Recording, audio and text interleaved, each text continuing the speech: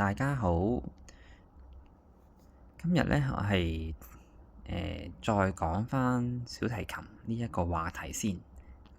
咁我上一個 video 咧就有提過咩咧？就係有提過有4條弦啦，包括 G 線、D 線、A 線、E 線啦，或者我哋叫 G 弦、D 弦、A 弦同埋 E 弦咁樣樣嘅。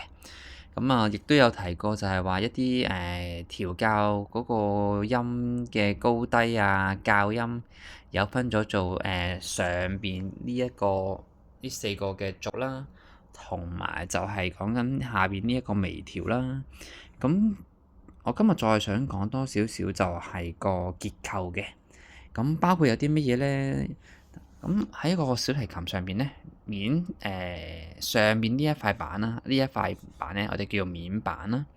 而後邊咧就會叫做背板啦。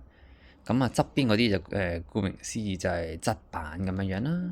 咁我呢一個位咧，呢個我哋叫做乜嘢咧？呢個我哋叫做指板啦，係啦。呢一個位置黑色呢一塊我哋叫指板啦。咁呢一度咧，我哋就叫做琴頸咁樣樣嘅。咁啊，你會見到後邊嗰個嘅背板咧，好得意嘅。我哋有分兩款啦，大致上我認識嘅。咁啊，包括就係你會隱約見到咧，我哋中間有一條線咧，就係將好似左右兩塊背板黐埋咁樣樣。咁另外有一款咧，就成塊個，咁啊冇話有一個中間線好似拼合埋一齊咁樣樣嘅。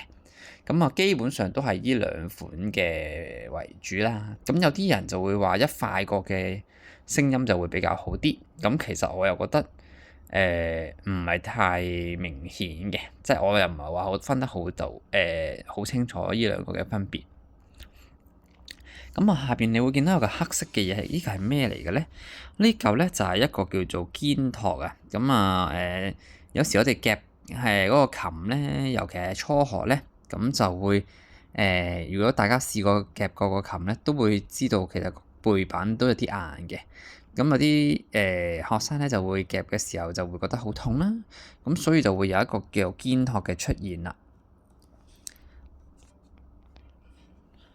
咁啊，基本上咧就嗰個嘅結構就係咁。咁啊，講多少少先。咁你會見到咧有兩個 F 孔啦。咁我哋拉琴嘅時候咧，嗰個 F 孔咧就係一個啲聲音就會喺嗰度走出嚟嘅。咁啊，呢個成個琴身咧就係一個共鳴箱啦。咁啊，越細嘅共鳴箱咧，其實佢個音就會越高。所以你會見到大提琴咧，通常就會係比較大啦，嗰個音就會比較低沉啲啦，低音啲嘅。咁啊其實如果即係將個琴咧可以有時啲人會開咗個琴身嚟睇咧，裏邊就會有一個叫音柱啦，同埋有一個叫做低音梁嘅。咁而家呢一刻個情況我就show 唔到俾大家睇啦。咁啊不過都等大家有個認識，就係原來小提琴個裏邊咧都會有一啲嘅特定嘅結構咁樣樣嘅。